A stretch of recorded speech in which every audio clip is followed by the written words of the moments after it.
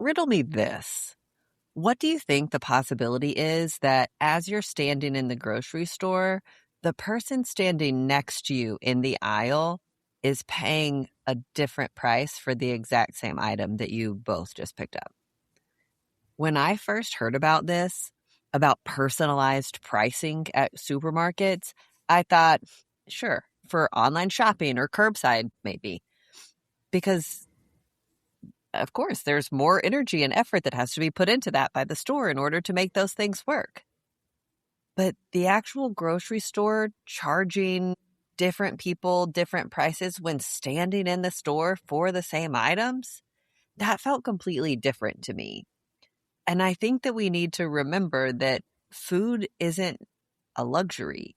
It's a necessity, something that every single person has to buy.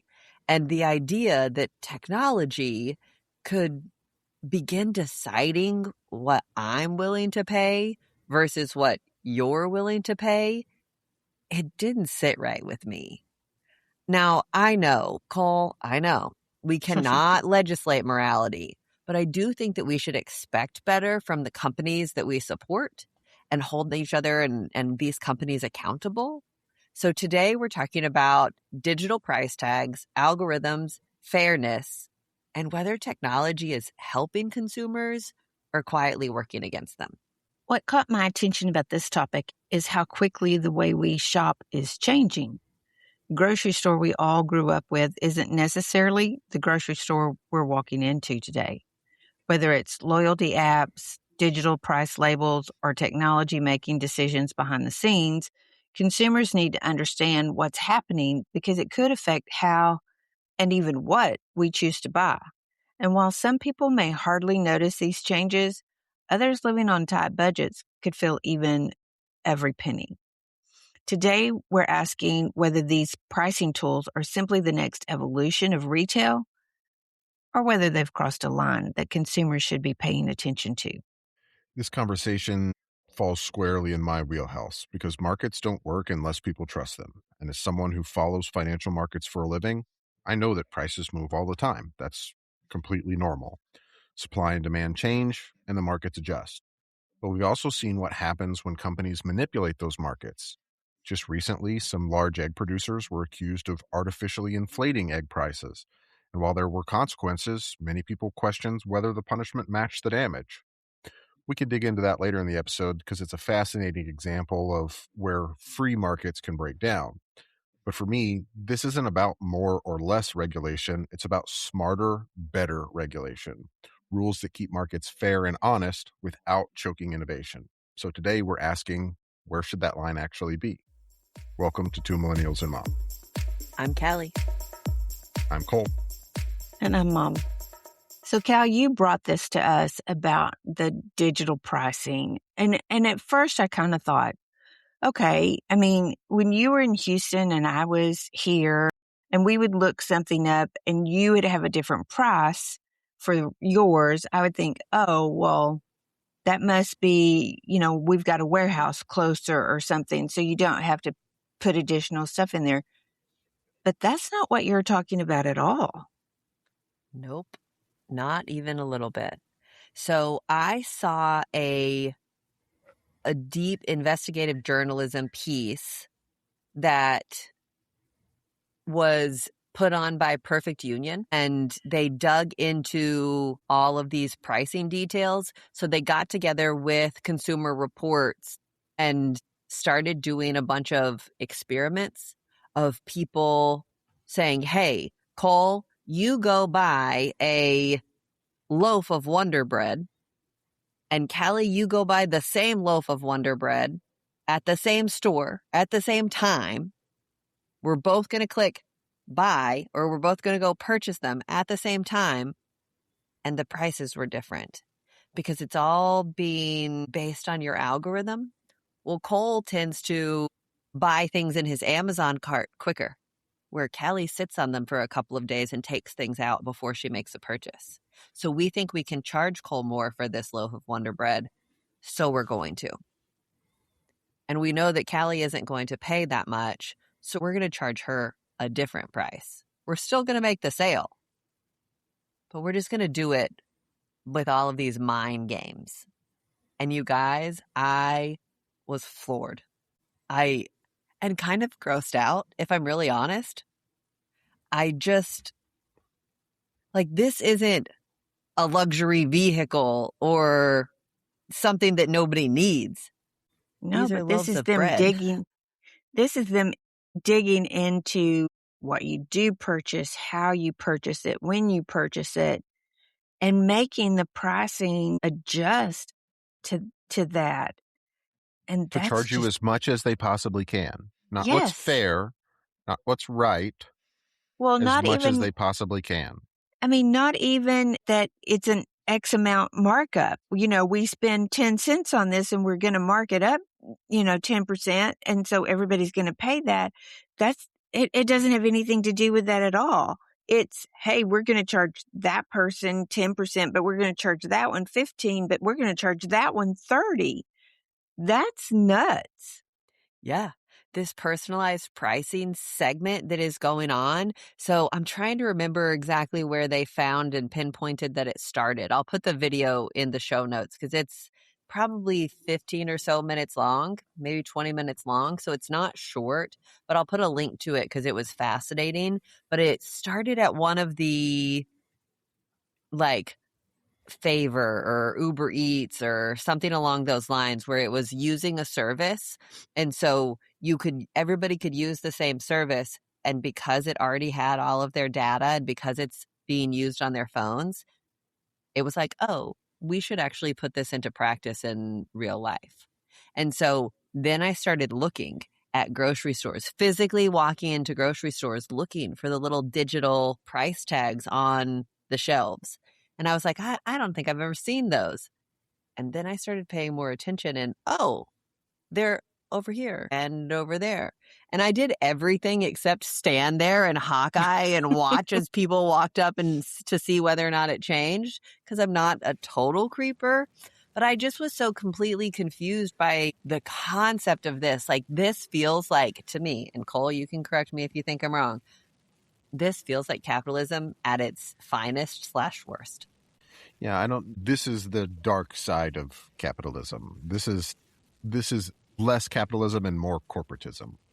Maybe so. But the more that I dug into this as a topic, the more sophisticated you could see how all of these companies were getting and how much the technology was becoming more and more almost undetectable, untraceable. And how so many corporations were like, "Oh no, we're not doing that."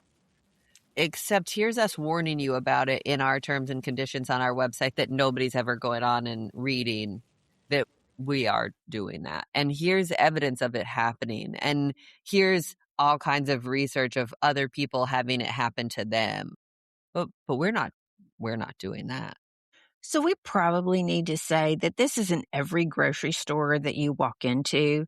And I argued with you guys and thought, no, there is always a price on that loaf of bread that I'm going to buy. But there isn't. Not always. Mom, you and I both know we can log into Amazon and look at the same item and it'll have a different price. I know, but I was thinking going into the grocery store, standing on the bread aisle, that there would be a price. But not every store does that. And so I think that's your flag to say, hold on here. Something's fishy that I'm not getting a dollar amount here. Yeah. And I think that, we have talked about technology in a multitude of capacities previously, and especially AI. Like, to us, AI is a tool. And so part of me sitting here thinking about these digital price tags the same way that I do digital signs for the price of gasoline. Like, the pricing fluctuates all of the time. So that makes sense. Like, look at them. Good on them for investing in the technology to say, hey, we want to be able to make those price changes and variations instantaneous. Okay. I can follow you there. I am not expecting you as a grocery store company to lose money because you're not on top of your own game. Okay, cool. But when it starts turning into unfairness based on factors that really don't have anything to do with the grocery store, that worries me. We can get more out of Callie than we can Cole, so we're going to charge her more. Right.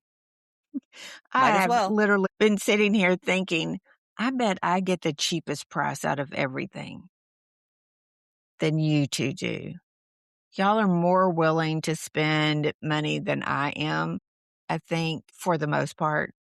And so I'm just thinking it would be really curious to see Ours. who's the frugal one here and who, yeah, who isn't.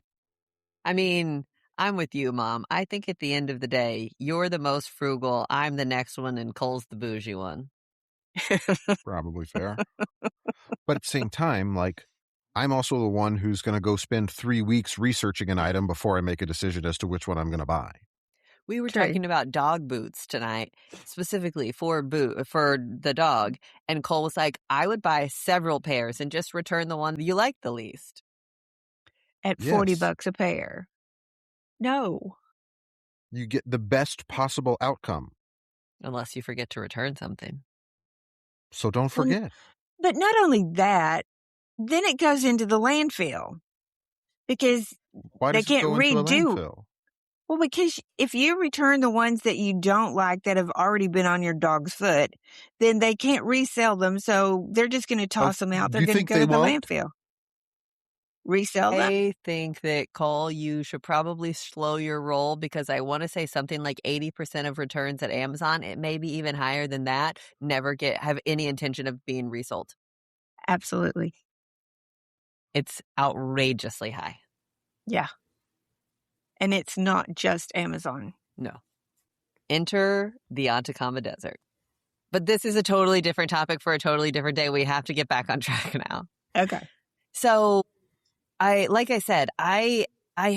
to think about this from the mindset of not only a consumer, but as a business owner, right? Because I think that is an important delineation that we need to take on here. So in general, we've learned this in high school economics. The highest price that you can sell it for is the highest price that somebody is willing to pay for it. Like, okay.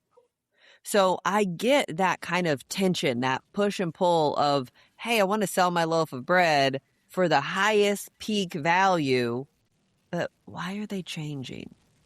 So historically speaking, companies kind of guessed at that.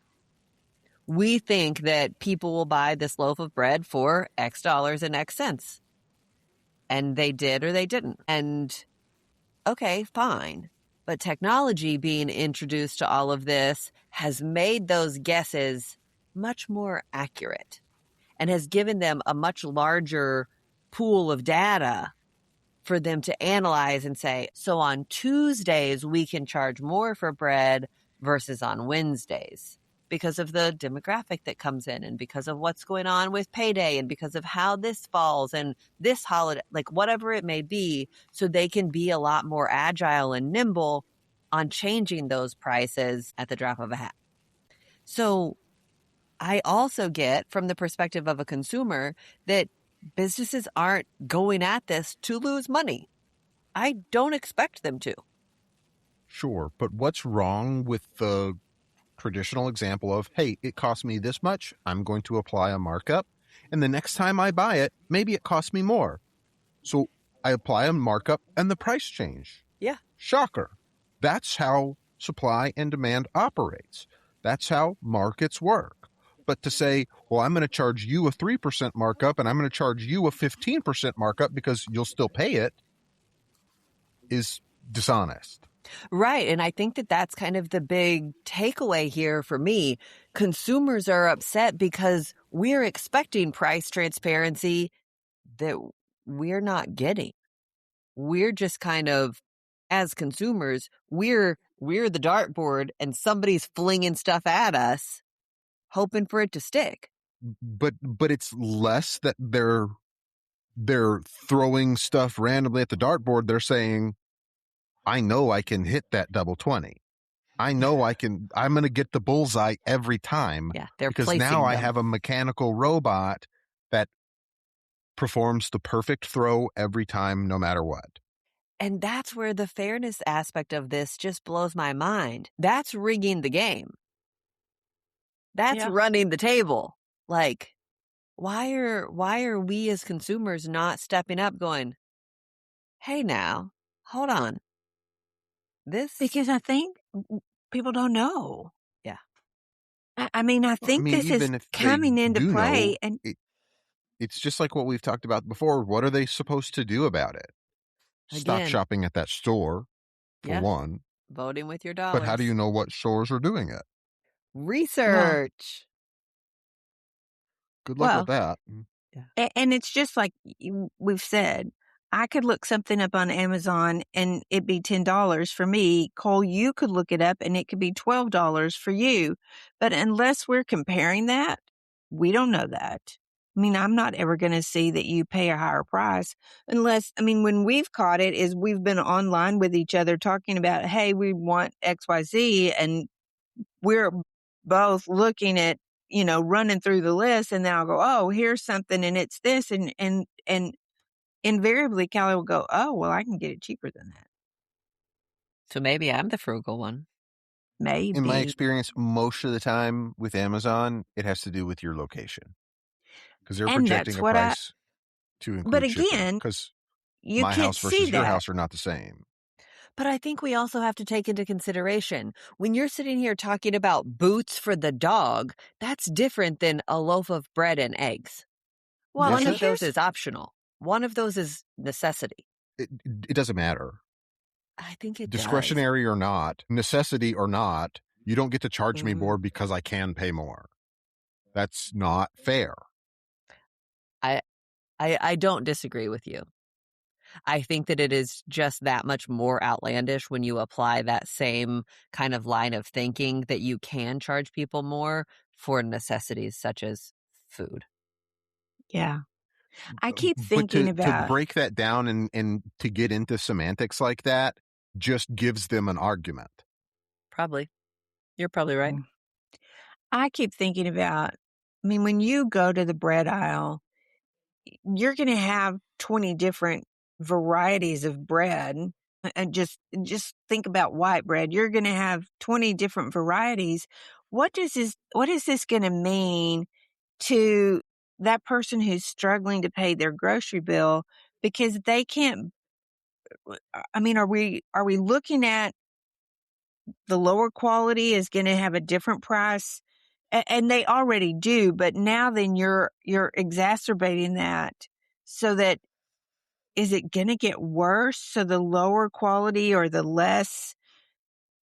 you the less healthy foods are going to be cheaper? Well, they're cheaper to produce. Yeah, they kind of already are. But see what I'm saying? I mean, can this be taken even farther if you're looking at varieties? And, Again, I and think you're breaking it down into cells that are needlessly small. Like it doesn't matter. The practice in general is wrong. It doesn't matter what objects you apply it to. okay. So I would venture to guess that all of this has very greatly exacerbated since COVID, when we had a big push in terms of technology. Think about it. All of a sudden, you're working from home, you're working remotely. That looks different. And we're ordering curbside groceries every time. And so we became really comfortable with lots of facets of technology that we might not have been so much before. And now we're seeing that change have this carryover effect to things like groceries. Also, how does this, like, you can go and get a newspaper or a magazine and there are coupons that says, oh, you can get it for this price. Mhm. Well, how do you do that? How do I get a different magazine than you for a sale? Is it you can get it for this price, or is it you can get $3 off? Sometimes it's one or the other. Yeah. And I think that all of those things are still very much in play. I I think Loyal. it makes that a lot harder to use as an advertising tool if you're utilizing the system. Well, but then as again, those companies from their perspective, they have all of this data that they can use to drive that marketing into a specific direction. Hey, We tried charging Mecca, Callie, and Cole $4 for this loaf of bread, and all three of them paid it. Let's push this further. And it's that kind of mind math that I get so irritated with. It's like, this is now on sale. And you're like, it's $3.99 instead of $4. Like this is not what I would Yeah. quantify as a sale. And this is something that we already know companies do. What's to say, okay, you want a new $200 TV, and they say, oh, here's a sale for 25% off, and they just mark it up by 25% and still charge you $200. Right. That cracks me up when you've got, especially like influencers and news outlets, media outlets online for Prime Day. We've been watching this sale all year long, this item all year long. We've been tracking the prices, and it actually is going on sale. Actually, this one says that it's 42% off, but they just marked it up. So don't buy that. Like, I mean, we it's a shouldn't have whole to market have in these itself. people. Yes. And here's the thing. If you do 3 minutes of research for any product that you're going to buy, you can go online and track its price action, its history, just like you can with a stock. So let's. No, I just was thinking I don't want to have to do that for my loaf of bread. Well, because you have to do it for your loaf of bread and for your carton of eggs and for the milk Exactly. and for the salt and for the pepper and for this. And it just becomes this humongous task. Maybe this is what we use You have to AI be playing for. defense from every other entity other than yourself at all times, which is Right. exhausting. Yeah. Right. Okay, I'm sorry, Cal. Where were you going to go? So speaking of stocks, I want Cole to get into kind of what's going on in terms of, or has gone on in terms of the egg market. Egg LIBOR. Yeah, another shout out to a friend from work. So recently, the New York Attorney General has gotten a settlement with several large egg producers in the United States for market manipulation. So the way it works is that egg producers and egg buyers, supermarkets, grocery stores, restaurants, things like that, they have essentially a variable rate contract. They say, we need X amount of eggs every week, and the value, what the price that they pay for those eggs fluctuates with supply and demand. And the way that that is measured and determined is the egg exchange. It's an electronic exchange similar to a stock exchange where excess eggs are traded between producers. Because let's say producer A has contracts, they need to ship 100,000 eggs every week, and they only produced 90,000. And producer B, they need to ship 150,000 eggs every week, and this week they produced 180,000. Well, the person who needs extra eggs and the person who has extra eggs, they go to this exchange and say, okay, we've got extra. You're going to buy them from us for how much? And that's all based on supply and demand. The same way a stock trade works, you have a bid and you have an offer, and somebody says, well, I'm willing to sell it for this much. And the other guy says, okay. Or they say, no, I'm only willing to pay this much. And if there's no other buyers in the market and these guys need to offload their eggs, they have to bring their prices down because the demand is less than the supply.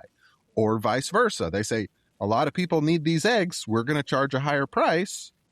And the bidders have to come up and meet them. Well, generally, price action is driven by the buy side, the bid side, oftentimes.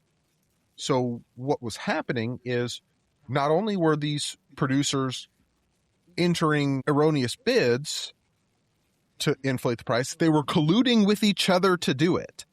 They were emailing and calling each other saying, hey, go submit these bids to buy for higher and higher prices so that we can get a higher rate, because the rate at which their contracts to sell to the egg sellers is based on a price that is tracked and generated by this electronic egg exchange on a regular basis. So just prior to that calculation to say, what's the supply and demand? What are these eggs supposed to be worth?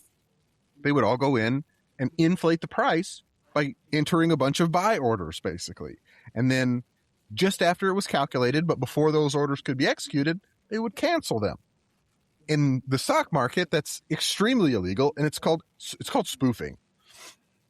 where they have no intention of actually executing the orders. They're simply placing them to increase the price.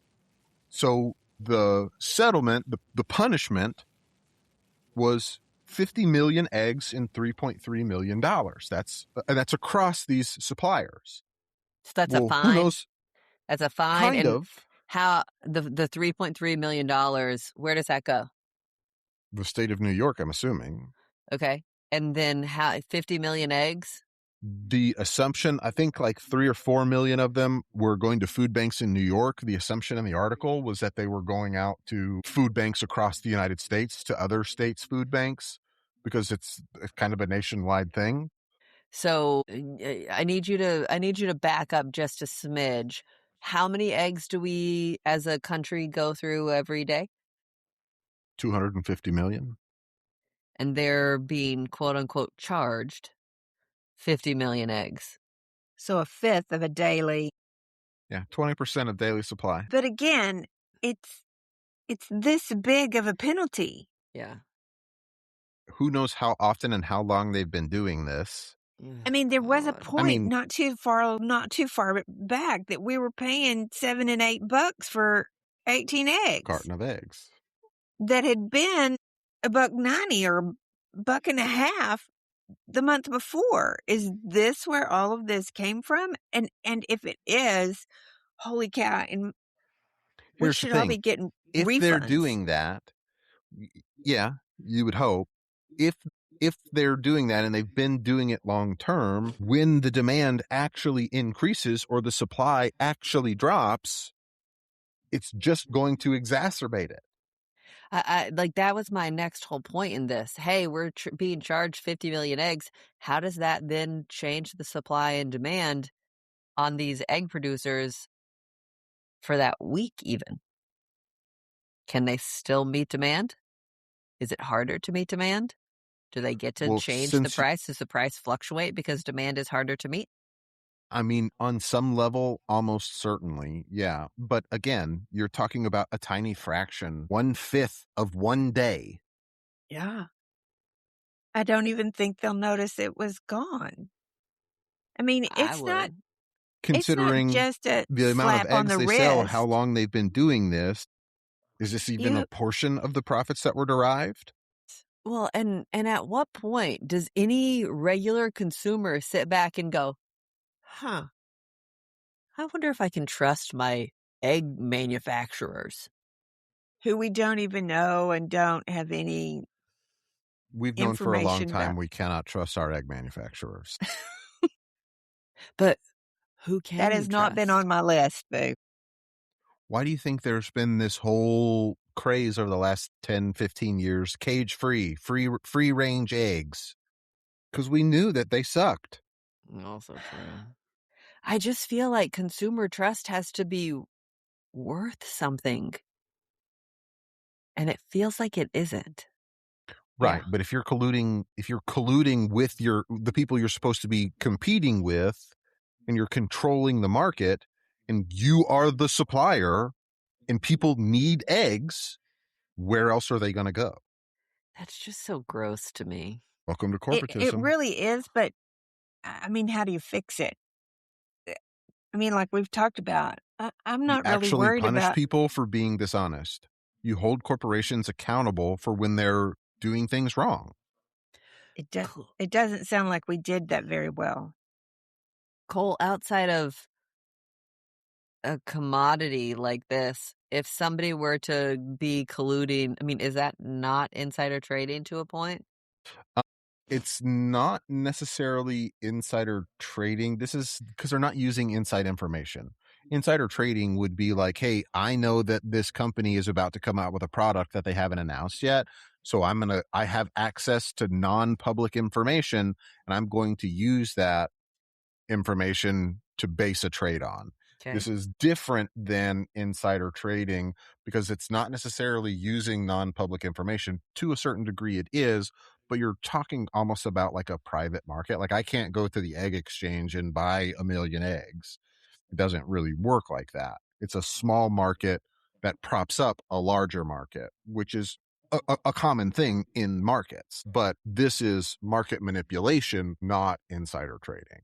So if somebody were caught manipulating the market in this fashion for a long period of time outside of a commodity such as eggs, what would their punishment be? I mean, it depends. And here's the question.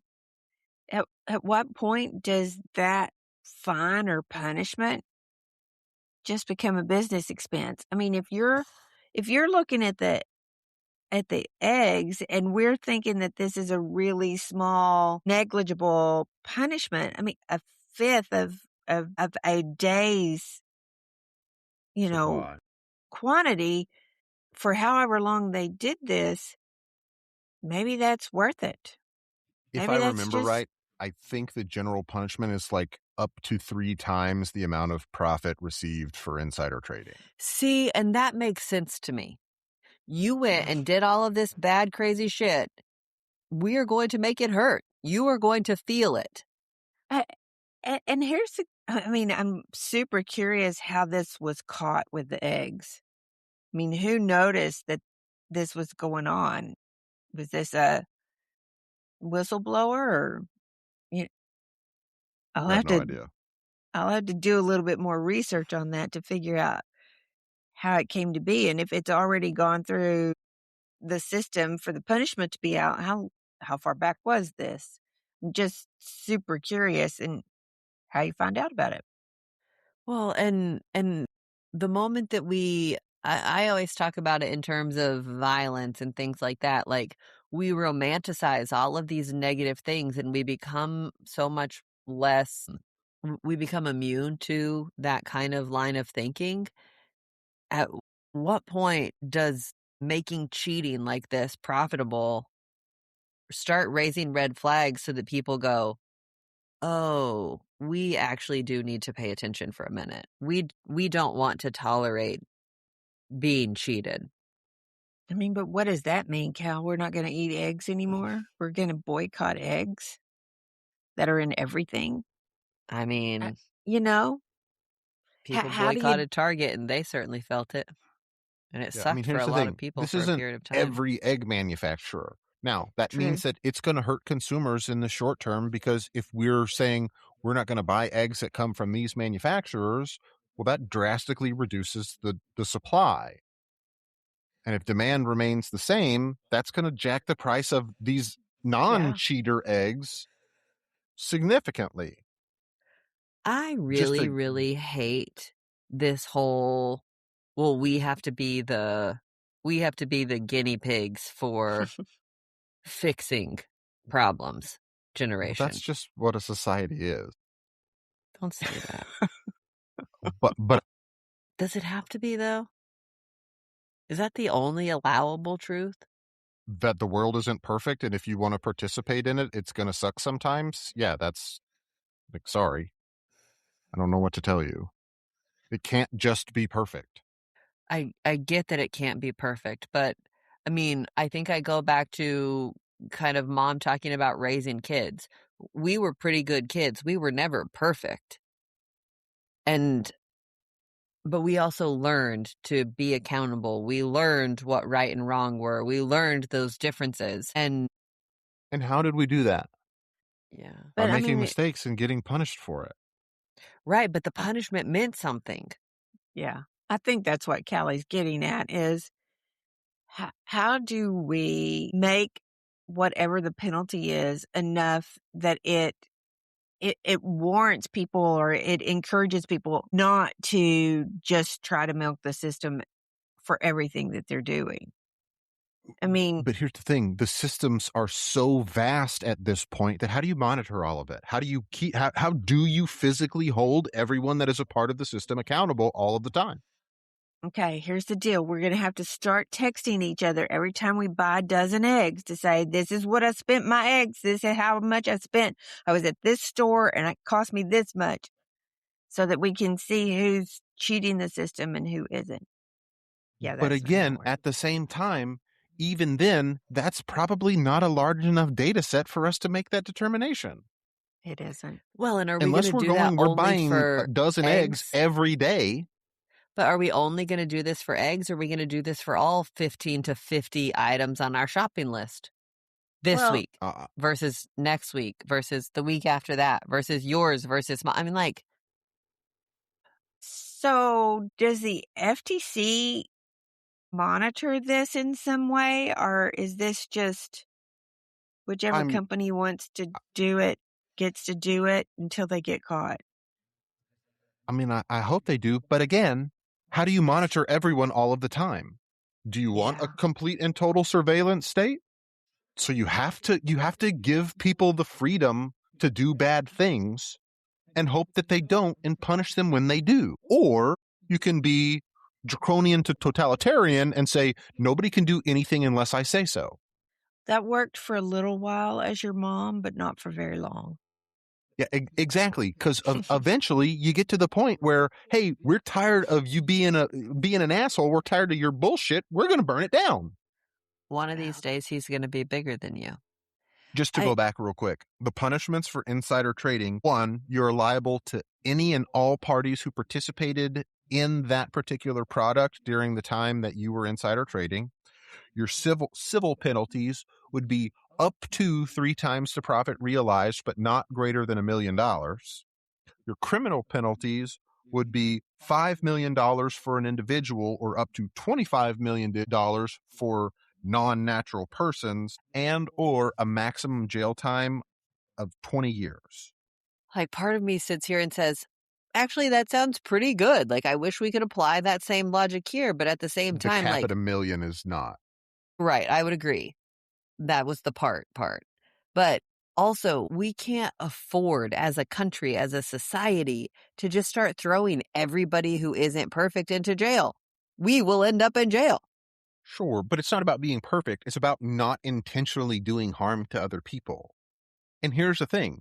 If I'm a company and the maximum penalty is $25 million, but I find a trade where I know I'm going to make 50, there's no incentive for me to not make that trade. This is so yucky. But the universe is yucky. Life is yucky. That's just how it is. Okay, Mr. Cynic. That's Easy not there. being cynical. That's being realistic. It's a little cynical. How? Explain to me how that's cynical. Bad. Not everything I'm not is saying bad. everything is bad, but bad things exist. I get it. But surely there has to be a way that in each individual capacity that we can kind of keep some of that more in check. Is that How? is that How do you keep bad people personal? from doing bad things? I have pointy, sharp elbows. That's what I use. Sure. But that doesn't prevent them from doing bad things. That's you punishing them when they do bad things. Right? Well, they're for hire. I don't know. I think I would love to say that it is a lack of accountability and integrity, but I'm not even That's sure. a huge part of it. But why do we have that? Is it because all of these institutions that we have built our society on have not been accountable and have lacked integrity? Right. I would agree. Right. But are we just going to say, well, we have lacked integrity this whole time and we've done a shitty job at holding them accountable. So, well, now it's just too big to do anything about. So now this is just what it is. We're just going to go paying $17 million per gallon of milk and per 12 eggs. That's not what I'm saying. Because eventually, just like the totalitarian example, people are going to get fed up with it and they're going to stop working with those entities. Now, that's going to hurt. That's going to be really painful for the society because those entities do provide a service. Whether they're providing that service fairly or not is the question. So if you have these businesses, these entities that are not treating people fairly, but they're providing necessities, what do you do in the meantime between now and then? Yeah, that's what I was wondering. If you happen to be that person who has to have that item, what do you do when you can't get it? Y'all, this is the bleeding edge. Somebody's going to hurt. Somebody's going to pay for all of the costs of that. And at this point, it sounds to me like the only option really truly is, based on how everything is set up right now, The consumer. The consumer gets screwed in all of this. The companies get a slap on the wrist, and the consumer is the one who foots the bill. But that's how it's been that's not new. Right. But just because it isn't new doesn't mean that should be how it continues. That's Yeah. my That's not point. what I'm saying. I just don't know how you stop it from continuing, Cal. I mean, you're looking at it and you know that this bad is happening over here, and you realize that it can't be stopped, or that it's just a slap on the wrist, so it's not ever going to get better. Then it does become doomsday. And I just don't want that. But what are you going to do? Here's There's the thing. nothing for you to do. So we're just screwed in the whole thing. That's not what I'm saying. What I'm saying is that Somebody rewind the tape. It is going to be painful for society to fix this. I guess the question is, how do you fix it, Boo? You hold them accountable. You stop letting them do it. And in order to stop letting them do it, it's going to hurt the people that they make products But first, you have to know that they're doing it. Then you have to punish them, figure out a way to punish them in some way.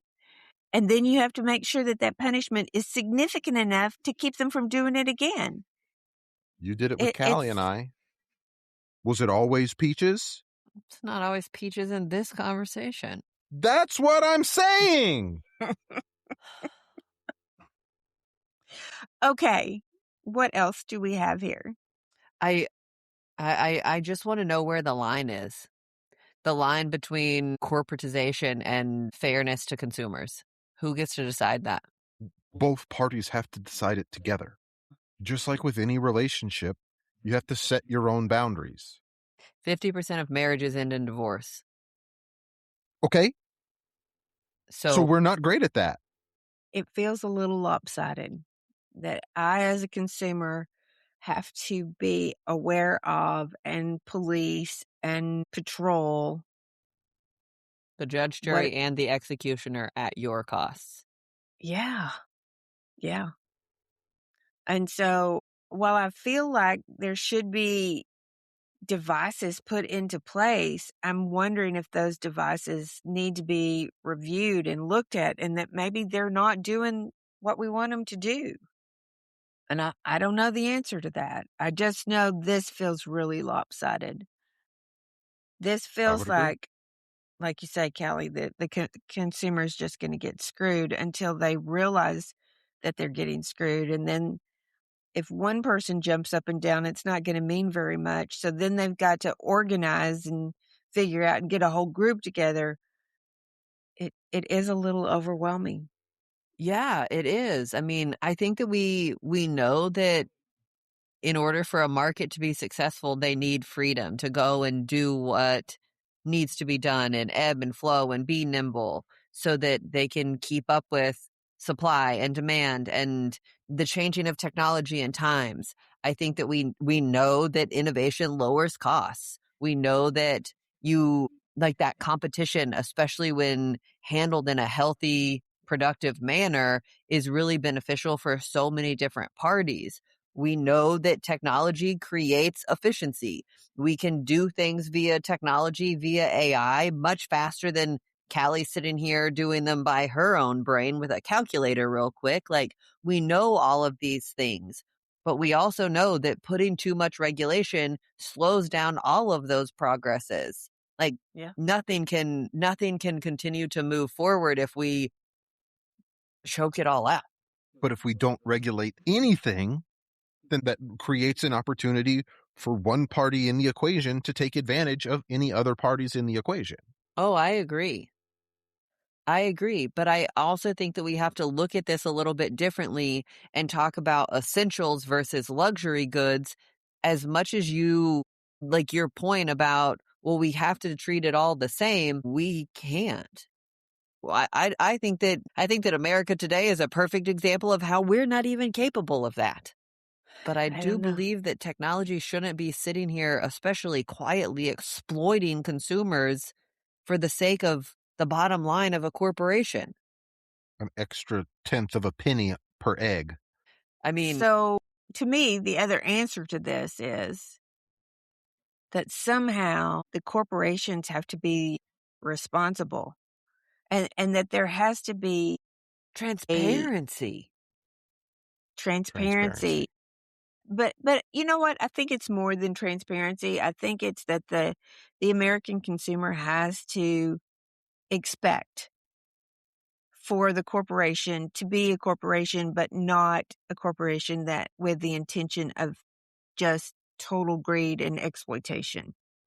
But Yeah. that's how it's been Eh, for so long that's what people expect from Ah. large corporations. I Well, if we know. don't ever stop it, it will never get Yeah. stopped. I don't Somewhere, disagree. somebody needs to stomp their foot and say, No, we're not doing no. this anymore. Yeah. This I don't isn't know where right. that is because it's so multifaceted. I don't know where it can possibly be, but holy cow. And who? And I Who? sure as heck don't want this to come down to, well, she's richer or she's less frugal than you are, so she can spend more. That's crazy. And Yeah. you talk about what AI can do for you, Cal, and in these instances, but it's that same double-edged sword that AI can also be the monster. Hmm. I mean, I think I know who we need to stomp their feet. I think we need Jeff Jackson to come start doing some investigation and foot stomping. Remember him? The yeah. Attorney General of North Carolina who was in the Senate previously. He does a really good job at putting transparency on display about fighting for the American public and for what is right and what is reasonable and what is honorable. Jeff, where you at, buddy?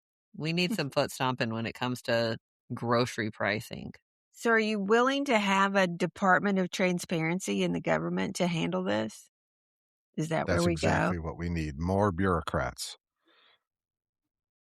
You remember Kind of that thought that. that form that you had a really just awesome time filling out as I was walking in earlier? Like you just That's the can't Department of Transparency. you just can't tell me that that's the only option. In order for there to be a Department of Transparency, it has to suck. Like there are too many incredibly intelligent people and too many incredibly powerful tools out there that the only option is bureaucracy that blows. I know, but Cal, it comes from the intention. It it's all about. Yeah, but that form that he's talking about, the intention was not, hey, this is what's better for the person filling this form out. The intention was to cover my own ass so that I don't get in trouble. Yeah. Like, and all it would take, because I've made these forms, I've done this. Maybe not on quite as huge of a scale, but they can be made reasonably. You can have situations where you say, hey, I'm going to only put a blank for filling out your name on here one time. And then we're going to utilize technology to put it in these 16 different places that we actually need it to be. And then everything will work. And so it changes the whole game here. Like these things can be done with just a little bit of thoughtfulness, a little Sure. tiny smidge of humility.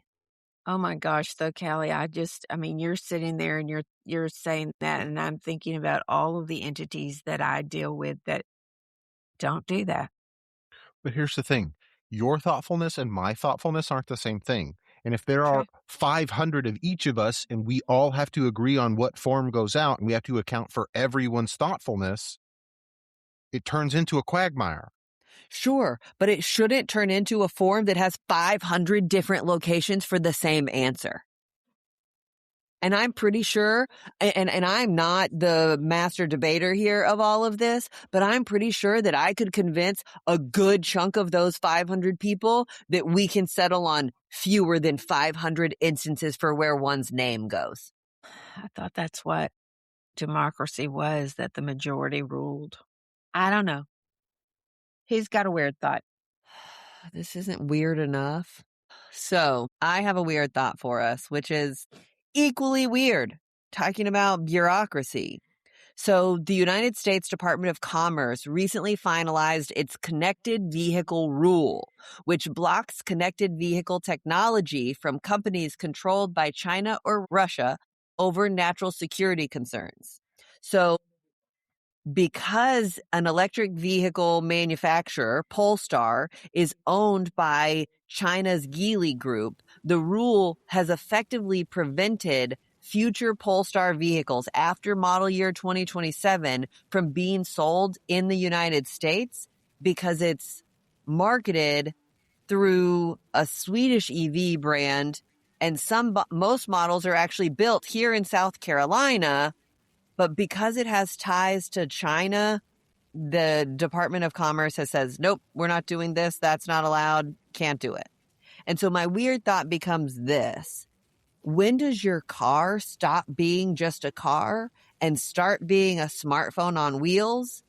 And why do we have to worry about how governments are seeing how connected these vehicles are as potential national security threats? I just am really confused by all of this. And I think it goes back to exactly what you were saying a minute ago. It has to do with the intention. Like, maybe we just need to work on having better, nicer, kinder intentions. Yeah, but not that's the problem. Not everybody is as nice and kind and has the integrity or accountability that you do. Sure, but that was trained into me. And if we don't start somewhere, we're totally screwed. So I think the fascinating part about this to me is that it's not a Chinese vehicle. There's just a portion of it that's owned by a Chinese corporation, but it's not manufactured in China. It's not marketed in China, but it's still going to be blocked from sale in the U.S. So my first jump from there then goes to, is this protecting somebody else's share of the market?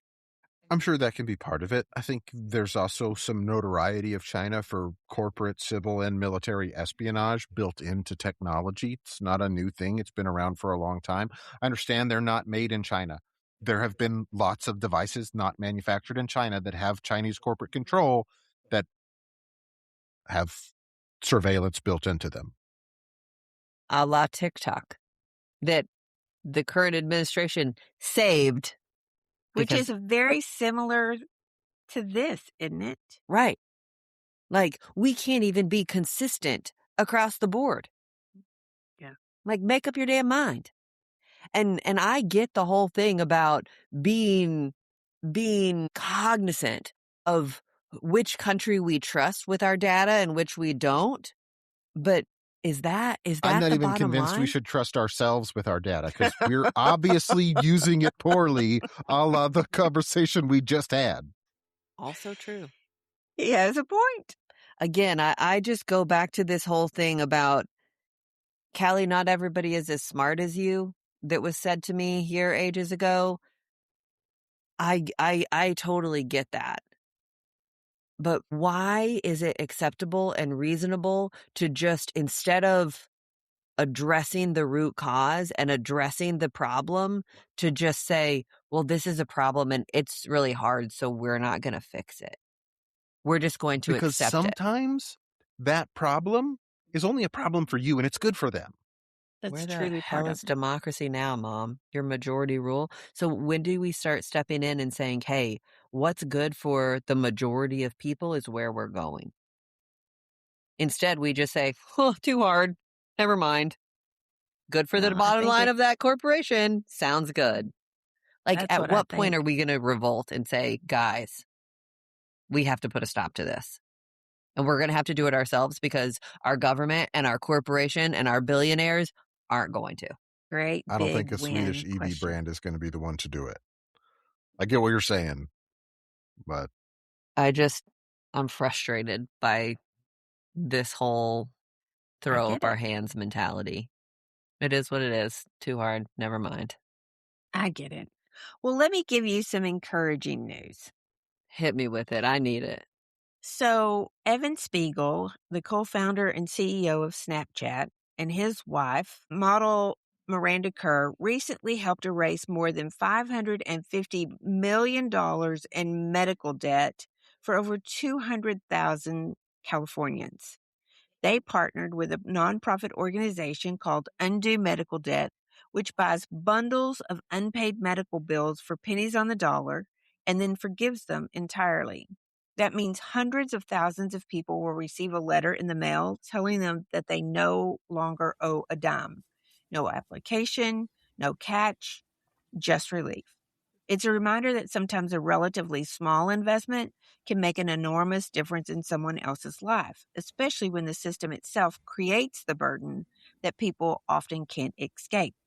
So, just to talk about this, the amount of medical debt in the United States is huge and can be catastrophic for a number of people. This company and what the Snapchat co-founder has done is to take and just said, I mean, it's the Oprah version of, and you get a car and you get a car and you get a car, erasing that amount of debt. Now, here's the cool part. You don't have to be a billionaire to make an impact. Anyone can donate to undo medical debt. And because medical debt is purchased for just pennies on the dollar, even a modest donation can help eliminate hundreds, even thousands of dollars in debt for someone who needs a hand up. You can also invite your company to help contribute. And so it's a really fascinating way.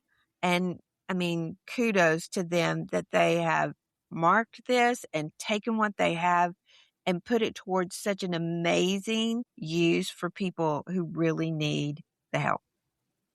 I just went and looked it up. Americans collectively owe at least 220 billion with a B dollars in medical debt, with over 100 million US adults impacted by that. Almost 41% of adults have some form of healthcare debt. That's a lot. It's that's a whole different subject to get me started on, but this is a huge thing. 200,000 Californians now could be without that medical debt, could go on with their life without worrying about that debt. That's life-changing. Life-changing. Wow. One little bit of encouragement. I will put a link to the Undo Medical Debt website in the show notes if anybody has interest. Now, Mom, you do this, don't you? I do.